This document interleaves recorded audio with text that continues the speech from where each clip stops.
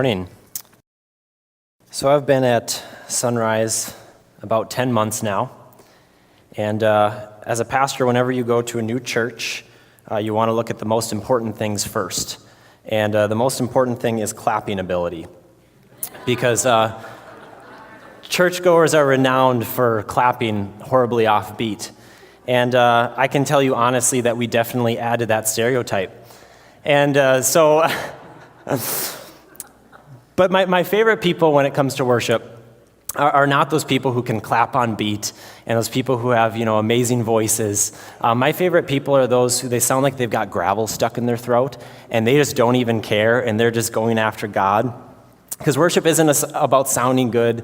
It's not about singing along to your favorite song. It's about praising God for who He is. Now, I'm going to give you a tip. This is kind of like a special pastor tip. Things that you look for when you know that church worship is really about to get off the hook. And so the first thing you look for, as you're looking at the people, look at their feet. So if you see a little bit of this, a little bit of side-to-side action, okay, things that they're starting to heat up. They're not there yet, but they're starting to heat up a little bit. And the second thing you look for is the elbows, okay? When people are clapping, all right, if they're clapping like this, okay, it's still pretty dull, but once those elbows, once they break the plane of the side, okay, then you know things are about to get crazy, okay? Once those elbows start swinging backwards, and this last thing, if you see this thing, you're gonna actually think people wanna be here. All right, so when they start clapping, all right, if their head tilts a little bit to the side, they start doing one of these, okay? Things are about to get crazy. We're on the verge of a church rave if you see that happening. I love starting out Sunday mornings with worship. It gets me excited, it gets me engaged. I really start to just get into that mode, that mindset. It's like, okay, God, I want more of you. And it also gets me excited for the sermon too. It prepares my mind. It's like, all right, God, I just engaged with you with worship, and now what are you going to challenge me with this sermon? We are in week 3 of our series, Excess. And we are talking about finances today. And I'm not like most people when it comes to this aspect. I love talking about finances. And this is a subject that I think we should be talking a lot about in church. When we do talk about money, it tends to make people feel pretty uncomfortable. All of a sudden, the seats start to feel a little bit harder. And the room all of a sudden, is a little bit hotter. And seriously, people are more comfortable talking about just about anything than they are about their finances. I want to play a clip from one of my favorite TV shows here. Hey, Pam. I heard that you were registered, but I didn't hear where. I don't think we registered anywhere. We just want cash. Like money? Like you want my money? Mm-hmm. Will you take a check? Yeah. Cool. In the memo line, I'm gonna write, "To love's eternal glory." Okay. Wait till Monday. So a few weeks ago, Pastor Tim kicked off this series, and he said he wasn't going to go after wallets. I'm totally going after your wallets. I'm letting you know right now, at the end of this service, if you consider Sunrise Church your home, I'm totally going to ask you to commit with your money as well. And when it comes to church finances and when it comes to giving, I am totally unapologetic and shameless with my plugs because I believe so strongly in the mission and the future of Sunrise Church. The last thing that I want to see slow us down is money. So like I said, Pastor Tim, he talked a few weeks ago about giving everything. It still smells like apple up here, Pastor Tim. But there's a magic recipe when it comes to church success with 3 ingredients. But you need to have all 3 ingredients. When people give their time, their talent, and their money, the church becomes an unstoppable force.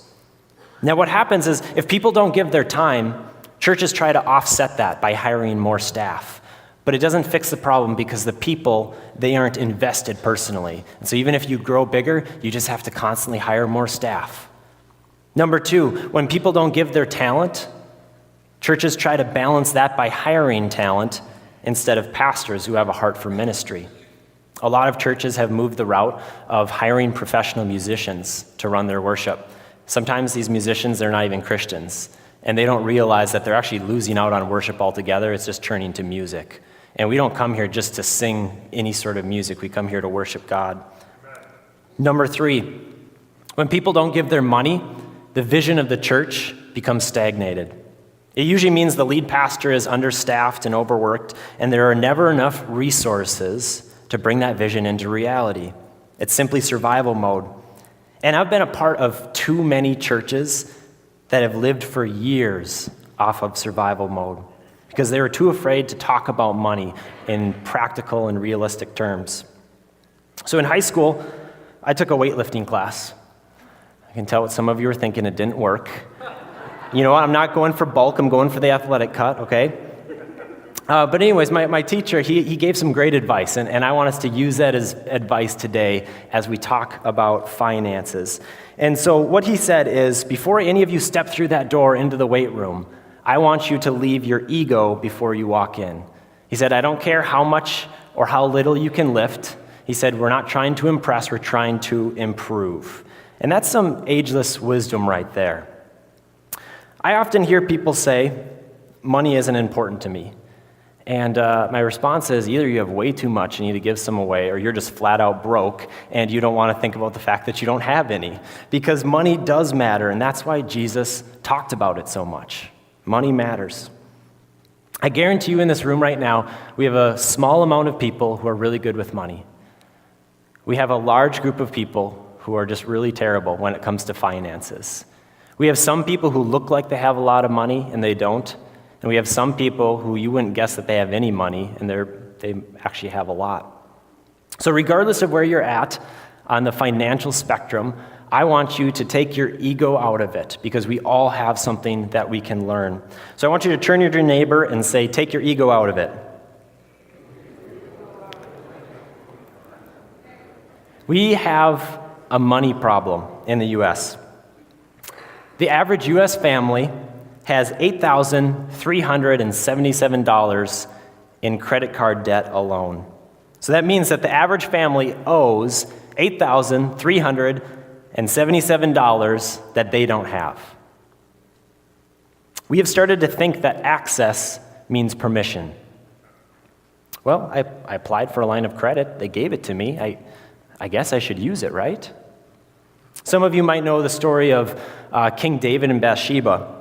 Long story short, King David, he sees a married woman bathing, and David knows that he has access to her. You know, he's this all-powerful king. He basically has access to do, just about anything. And after a while, he allows this mental battle to take place, and he eventually convinces himself that his access gives him permission to do something he shouldn't do. David ends up facing some major consequences. I encourage you to read the whole story yourself. You can find it in 2 Samuel chapter 11. You can legally apply for a credit card and then spend money that you don't have. But just because you can doesn't mean that you should. So today we're focusing on the topic of stewardship. And one thing with finances, it's become really hard for people to share wins in finances. When you have a win in another area, you break addiction or, you progress somewhere else, it's like people are like, yeah, that's awesome, they're clapping for you. And I've noticed over the years that when it comes to finances, it's really hard for people to share their wins when they have one in finances, because people are like, okay, great for you, keep it to yourself, all right? Not everyone has, that kind of success. And they get really defensive when it comes to finances. I had a friend who was a pastor, and he saved up, and he bought a new car, and nothing fancy, mid-range sedan. Within a week of him driving it, there was rumors all over the church that he was stealing money from the church, and he was just so heartbroken over it. And another story, personal story, my dad, he's a surgeon, and so he's really well off now. I would hope you would be after going to school for 12 years and, racking up tens, if not hundreds of thousands of dollars of debt. But when I first grew up, my dad had just gotten out of residency. And so, they had tons of debt, they had no money. We had this old, crappy Mazda minivan. I love that thing. And finally, my dad decided, okay, we got to get another car. So we really splurged. We went to the junkyard. And we got this just rusted out green truck, and it was missing seat belts, so we cut seat belts out of other cars and stapled them into it. And it was one of those cars where, nothing quite worked right. And so if you wanted to start it, you had to shake the steering wheel, and kind of give one, and then it would, start up. And if you wanted the windshield wipers to go, you had to turn the radio on for some reason. So the radio would be blaring, and then and so, it's just one of those very interesting trucks. And so my dad used that to go to work. That way my mom had the Mazda minivan for us kids. So anyways, they saved up for 3 or 4 years, and finally they had enough money to buy outright a Chevy Suburban. At this point, there was 5 of us kids. And so we bought the Suburban, and it was great. And all of a sudden, people started making comments to my dad, like, "Oh, new car, huh?" He's like, "Yeah." "Oh, well, I guess that's the next step. You're a surgeon." And my dad was really, he was kind of hurt by it, because he's like, I didn't go out and buy a Lincoln Navigator. I didn't buy a Cadillac, Escalade. I didn't go buy like the classic Porsche, like a lot of doctors do. He said, we have a family of 7. A Chevy Suburban, it was just a practical car. So over the years, one thing that I've found is that people with no money are just as greedy as those with a lot of money. People with a lot of money are just as judgmental as those people with a little bit of money. So no matter where you're at when it comes to finances and when it comes to these different principles like stewardship, okay, no matter where you're at on the spectrum, don't judge someone who's on a different area, because we all have something that we can learn from it. Stewardship is the careful and responsible management of something entrusted to one's care. My question for you, does that sound like you? The careful and responsible management of something entrusted to one's care. Put simply, stewardship is taking care of something that you don't own. And I love when different things like this line up. We didn't plan it this way, but in kids' church, this whole month, we've been talking about stewardship. So if you're a parent, this is a great opportunity. We're talking about it today. We're talking about it in kids' church. In the car ride home, have a conversation about it, okay? Ask them what they think stewardship means. You tell them what you think it means. Have a conversation about it.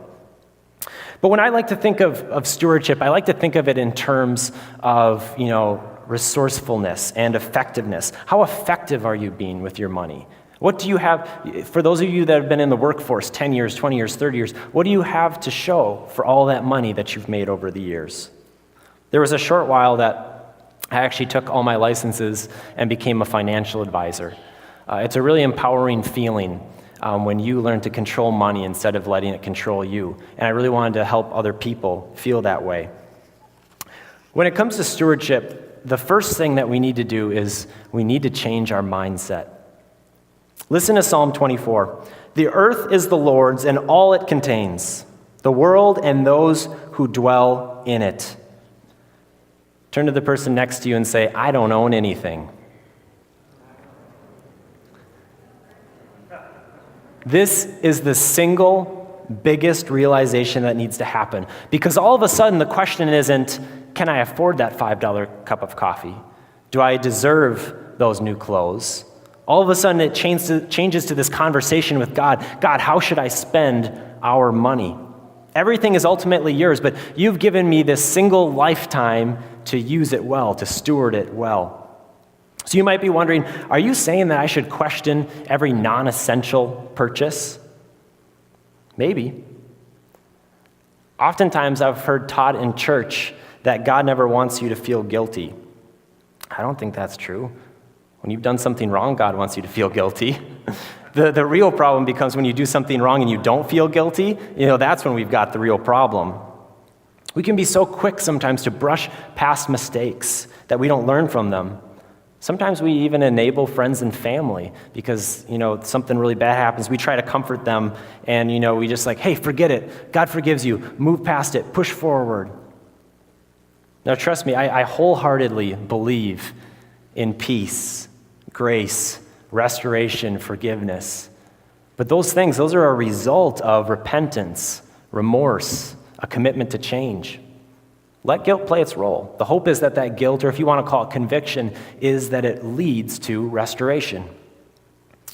So when I started to question my purchases, all my purchases, God really changed my view on what I was viewing as necessary or deserving. God all of a sudden started showing me alternatives, better uses for our money. I live with that tension all the time still. And living in tension isn't always a bad thing. It has to do with, husband and wife, and living in tension constantly is probably not a good thing. But when it comes to your relationship with God in different areas like this, when you live with a certain amount of tension, it allows you to really be mindful of that subject. It keeps you dependent on hearing from God. So I'm not going to tell you when you should or shouldn't feel guilty. I want you to go through that struggle yourself. I want you to have that conversation with God. And yes, I think you should have that conversation about all sorts of little meaningless purchases, because God might change your opinion of what you're viewing as necessary or deserving. But there are some signs of good stewardship, and there's some signs of bad stewardship. And I just want to say that there is no amount of money or salary that makes stewardship easier. There isn't. You either start learning today or you push it off until tomorrow. If you think it gets easier when you have more money, you're wrong. Humans have this great talent for convincing ourselves that something is okay. Remember David with Bathsheba? See if any of these sound like you. Oh, I don't have any money anyways, so what does it matter if I buy this? I work hard. I deserve this. Once I have money, then I'll start giving. No, you won't. Once you have money, you'll start saying, well, I haven't been able to have a nice vacation yet, so now that I have the money, I really deserve this. And then you get more money. Okay, I really need a bigger house. I need it, And so then you push off giving because you need a bigger house. And then it just keeps going, and it keeps going. So let's see how honest of a group we are in here. How many of you want more money? I do. Okay, good. My next question is, why should God give you more money if you aren't currently stewarding well what he's already given you? If you have your Bibles with you, whether in paper or electronic form, we're going to spend time in Matthew chapter 25, starting with verse 14. And the heading is the parable of the talents. Now, the term talents back in the day, it was a unit for coins, for currency. And now we have a different meaning for that term. But the cool part is that when it comes to the principle of stewardship, stewardship is just as applicable to your talents as in gifts as it is to your talents as in money. So let's go to verse 14. For it is just like a man about to go on a journey who called his own slaves and entrusted his possessions to them. So there, right there, that's basically the definition of stewardship, okay? There's this master, he's entrusting his possessions to someone else. So these slaves, they don't own the possessions, they're taking care of them, they're stewarding them. There's our stewardship. Verse 15. To one he gave 5 talents, to another 2, and to another 1, each according to his own ability. And he went on his journey. Now, I've read this passage many times before, but as I was preparing for this sermon a few weeks ago, that word ability jumped out at me. I had never noticed that before. So here's a hard truth. Could it be that you're lacking in resources, not because you were unlucky, but because God knows you? Because he knows your ability? Now, people usually react 2 different ways. There's a lot of people that usually, it's kind of like, okay, well, I guess I'm not good enough. I guess I just don't have the ability. And, they're the Eeyores of the group. And then you have a small portion of people, okay, and they know that not good enough might be where they're at right now, but it's not where they're going to stay. They know that ability is created. It's refined. It's tested. Verse 16. Immediately, the one who had received the 5 talents went and traded with them and gained 5 more talents. Immediately. This was not random. It was deliberate. So either this first slave, either he's a really big gambler and he grabs the money and he knows where the nearest casino is, and so he beelines it there and happens to get lucky and doubles his money, or he's already thought about what he's going to do with his money before he ever got it. You look at professional athletes. 78% of NFL players are either broke or under financial stress within 2 years of retirement. The minimum salary is $465,000. Are you kidding me? $465,000? I'm set for at least a decade, if not the rest of my life, with some good investments. That's a crazy amount of money. 44% of lottery winners go broke within 5 years. I can tell you this much, it wasn't because they didn't have enough. Powerball winners get hundreds of millions of dollars. So what happened? What happened to these NFL players? What happened to these lottery players, these winners? What happened is that their talent or their circumstances brought them to a place that their character couldn't handle. I'll say it again, there is no amount of money that makes stewardship easier. So when it comes to me, I hope that my talent is in my gifts. I hope it never brings me further than my character should allow. When it comes to money, resources, I hope I never get more than I'm prepared for, that I'm ready for, because I want to make sure that I steward well what God puts me in charge of. Verse 17, in the same manner, the one who had received the 2 talents gained 2 more, but he who received the 1 talent went away and dug a hole in the ground and hid his master's money.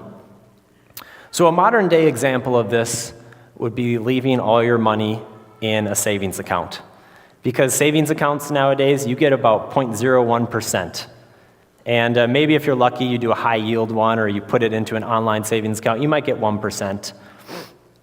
But every year you're actually losing money because inflation's always around 3% and the government's going to keep it that way. So if you're just having all your money and that's your way of, investing money, that's not a good way. That's basically digging a hole and putting it in there.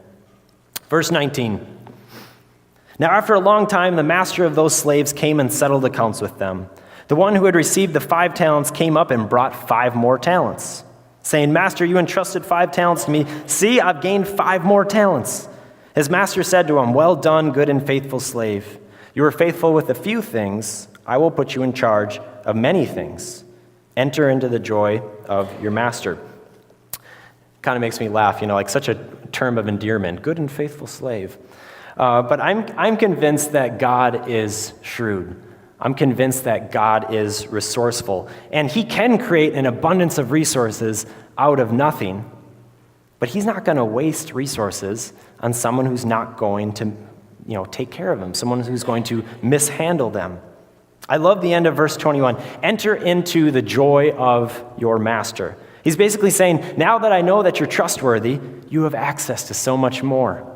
Enjoy all this stuff with me. Let's use it well together. Verse 22. Also the one who had received the 2 talents came up and said, Master, you entrusted 2 talents to me. See, I have gained 2 more talents. His master said to him, Well done, good and faithful slave. You were faithful with a few things. I will put you in charge of many things. Enter into the joy of your master. And the one who had also received the 1 talent came up and said, Master, I knew you to be a hard man, reaping where you did not sow, and gathering where you scattered no seed. And I was afraid. I went away and hid your talent in the ground. See, you have what is yours. The master didn't give the slaves his money so they could dig a hole, put the money in there, and hide it. The master could have done that himself. He could have done that.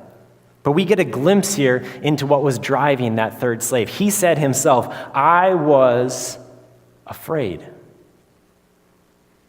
How many of you are afraid to give? How many of you are afraid to invest? Oh, I can't invest, everything, there's so much uncertainty and there's so much, political change and change in the stock market. I could never invest. That's too risky. I could never give, money's really tight as it is. Are you saying I should give away what I have? And then what am I going to do? That's way too big of a risk. I can't do that. Verse 26, but his master answered and said to him, You wicked, lazy slave, you knew that I reap where I did not sow and gather where I scattered no seed. Then you ought to have put my money in the bank, and on my arrival I would have received my money back with interest. Therefore take away the talent from him and give it to the one who has the 10 talents. So the master looked at what the 3rd slave had done with his money, and he saw waste. He saw wasted money, he saw wasted time, he saw wasted opportunity. Last verses, 29 and 30. For to everyone who has, more shall be given, and he will have an abundance. But from the one who does not have, even what he does have shall be taken away. Throw out the worthless slave into the outer darkness, in the place that there will be weeping and gnashing of teeth. So So last week, Pastor Mark, he talked about the principle of the first. God doesn't want our leftovers. He wants the best and the first from every area of our life. If you are unwilling to risk your money through giving, why should God risk giving you more? If you can't trust God with your first, why would he trust you enough to increase the rest that you have? A question I often hear is, how much should I give?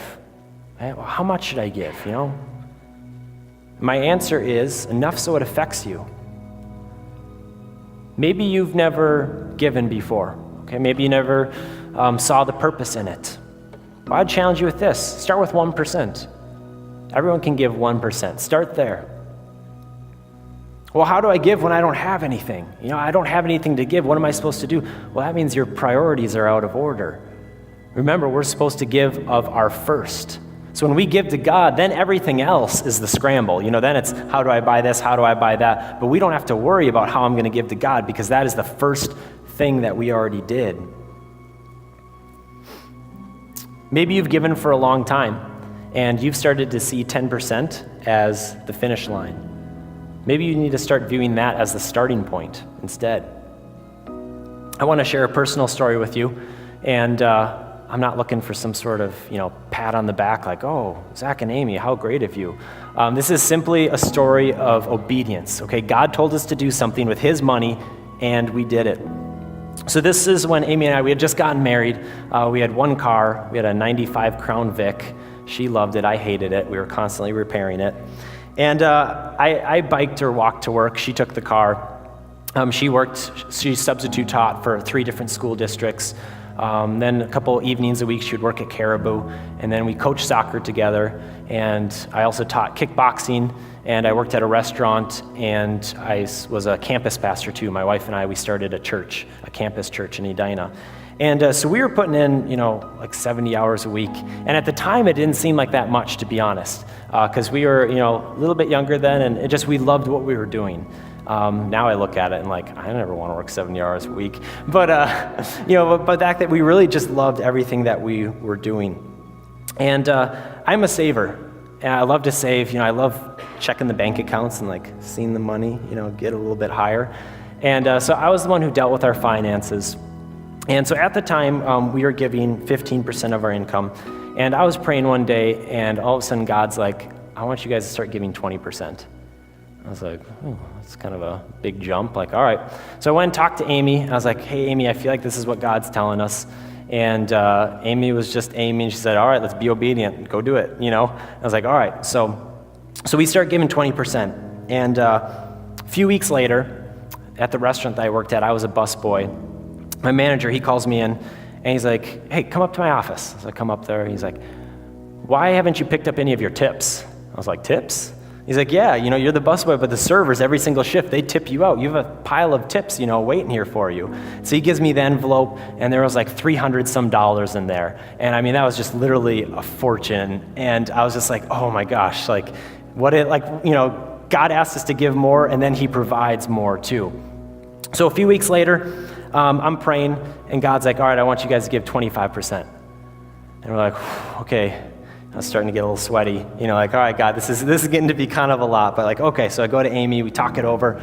All right, let's we're on the same page. Let's give 25%. So a few weeks after we started giving 25%, again at the restaurant I worked at, the manager calls me and he says, hey, you're pretty good with people. We want to make you a server. I was like, okay. And so I become a server, and I'm instantly making 3 to 4 times what I was as a busboy. And so again, God provides more than that extra amount that we had started giving. And so all of a sudden, this trend starts occurring. A few weeks later, God says, all right, 30%. And so I go to Amy. She's like, all right, let's start giving 30%. On a weekly basis, out of nowhere, my tips at the restaurant I worked at start increasing. A drastic amount, 20-some%, more to offset that extra 5%. All right, the last time it happens. Okay, I'm praying again a few weeks later. God says, all right, I want you to give 35%. To be honest, I don't even know if I told Amy that this time because it was happening every 2 weeks and I knew what she was going to say. It's all right, God, you've proven yourself this far. Okay, 35%. And a few weeks after we started giving that 35%, the business administrator at the church I worked at, he said, hey, after staff meeting, I want you to come into my office. And I was like, okay.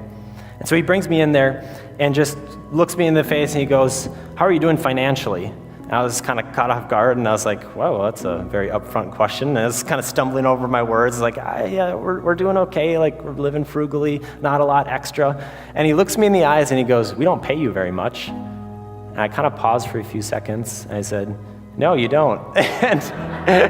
and he goes, you should ask for a raise and we're going to present it to the board and you'll get it. And I said, okay. And so sure enough, we talk about the amount that I should ask for, we present it to the board, and we get it. Now, you can try to, argue coincidence for some of those other things, but what business, I don't care if it's a church, nonprofit, for-profit, who in their right mind, invites people in, workers there, and it's like, hey, I'll give you more money, But it was a story that Amy and I won't forget, because every time God asked us to give more, he provided more. And thank God that we're not giving 35% anymore of our income. He's not asking us to give that much anymore. But anyways, sometimes we view giving as like, okay, I reach this percent and it's a finish line. And, your giving can go up and down. It should be consistent, but at different times in your life, I think God will ask you to give more. And that's the really cool thing about it. Sunrise will never reach its potential. Our impact will always be limited unless all of us give three things: our time, our talent, and our money.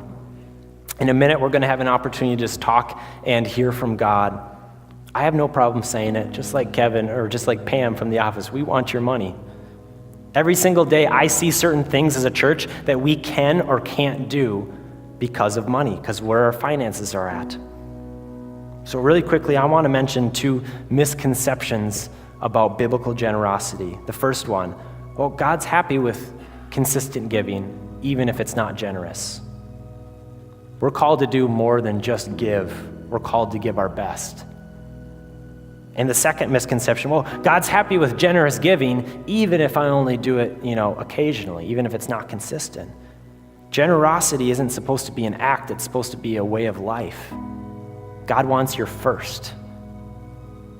On your bulletin at the bottom, there's a blank space with a percent.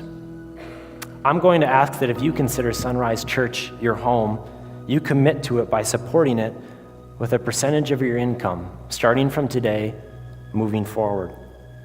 We're going to take a few minutes and just ask God how much he wants us to give. We aren't going to have you turn in your bulletins. I'm not going to be walking around adding up percentages. This is a conversation between you and God. This is an opportunity that you have to respond to God's invitation, to apply principles like stewardship and the principle of the first. Take a few minutes and hear from God, and I'll close us in just a minute.